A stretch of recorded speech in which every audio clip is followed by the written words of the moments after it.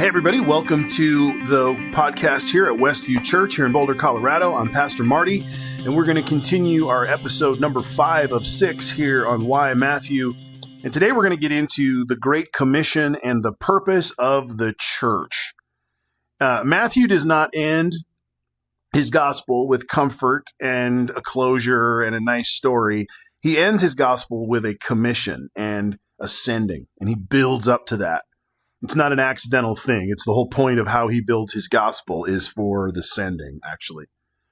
If you read Matthew carefully, you realize something, that he isn't primarily writing to help anybody feel religious. He's writing to form a community that can carry the way of Jesus forward in the world.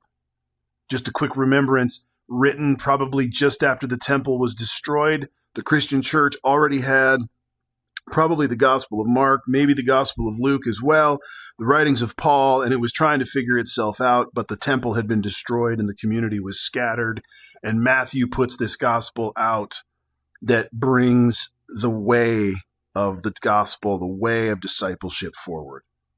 So today, as we're going to talk about the church, not as an institution, and not as a club, and not as a membership system that we all know, but as Matthew imagines it, a disciple-making organism, a disciple creation machine. And yes, it's going to be a direct confrontation with what most American churches have become, which are maintenance systems for respectable religion. Every Sunday we got church and it's always orderly. That is not what Matthew is writing for. It is not the same thing. The commission is not to, quote, be nicer. The commission is specific. Make disciples. In Matthew 28, Jesus meets the disciples on a mountain and says, essentially, here it is. This is what you do now. Most people know the words, go therefore and make disciples, right? But they often miss the structure of what's happening here. And the key is Matthew does not say, go make converts. He does not say, go make members. He says, make disciples. And then he defines what he means. He says, baptize and teach them to obey everything I have commanded you. And that phrase matters. Teach them to obey. This isn't an information transfer. This isn't a sales pitch. This is formation. This is apprenticeship. Matthew is saying that the church exists to produce people who actually live the Sermon on the Mount, not people who admire it simply or debate it endlessly or quote it.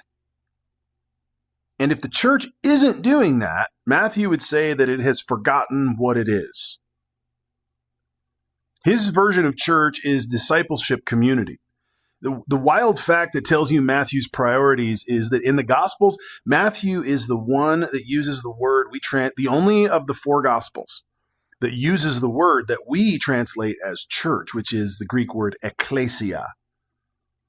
And when it puts it into Jesus's words and his teachings, that does not happen in the other Gospels in the Greek. And this alone should make you pay attention. Matthew has a particular interest in what the disciple community becomes. In Matthew 16, Jesus talks about building his ecclesia on the confession of who he is, not on personality, not on his charisma, not on institutional strategy, on the confession that he is the Messiah. And then in Matthew 18, you see what that community is for. It's for reconciliation. It's for accountability to the world that's around it. It's for truth-telling. It's for repair. That is not optional, like nice church stuff. That's training ground. That's discipleship embodied in community.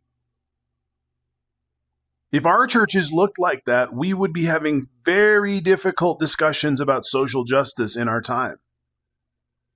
Because it's how does this work in the way? How do I love my neighbor in a world where there's so much difference and violence and chaos and all the different things that we're living in?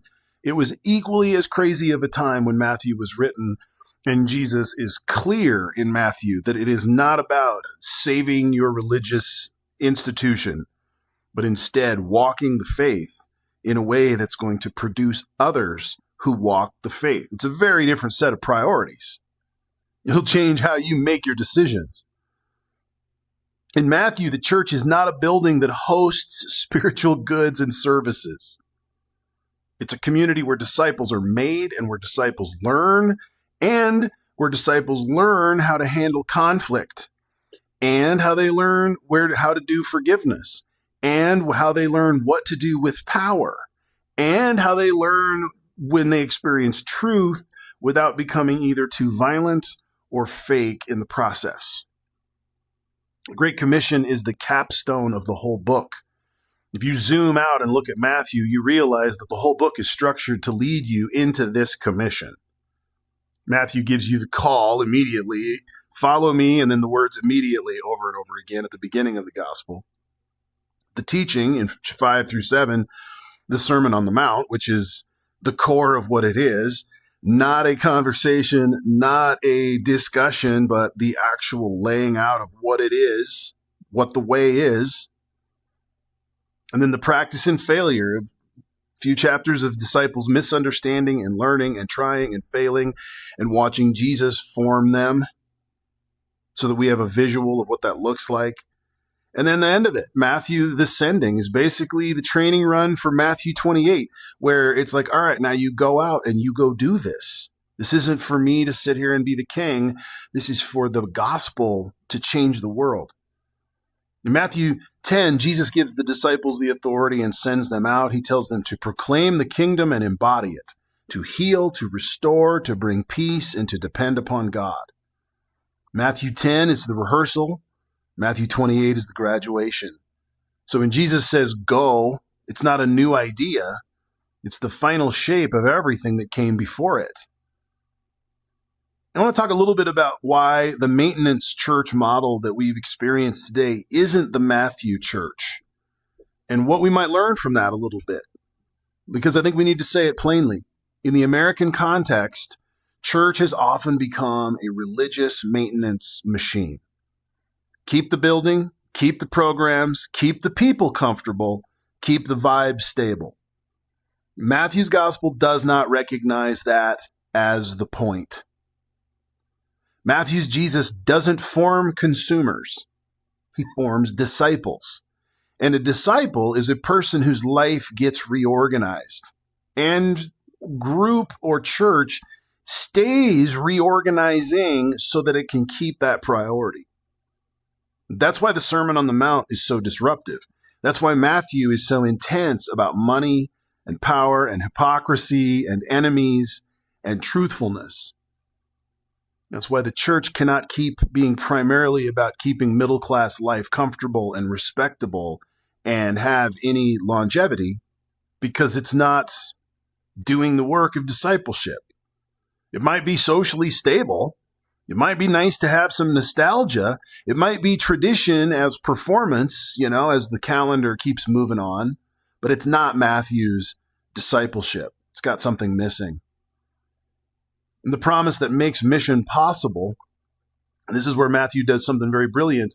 Jesus doesn't just give a command. He gives a promise with it. I am with you always to the end of the age. Gospel Matthew brings the beginning, starts with the word Emmanuel, God with us. And he ends with Jesus saying the same thing in a different way. He says at the very end, I'm still with you, with us. Mission doesn't happen because disciples are strong. Mission happens because Jesus is present. That's the Great Commission promise. It isn't about pressure. It's about purpose. It's not about guilt or go do this so you're saving people from hell. It's direction to share with them the gospel. It's not try harder. It's go with me. That's why it's an easy yoke and the burden is light, not because the world is easy and that the world will be light, but that the burden of caring and caretaking for the gospel is light. When you have Christ as your guide, as your Lord, He's with us. And here's the question that Matthew leaves us with.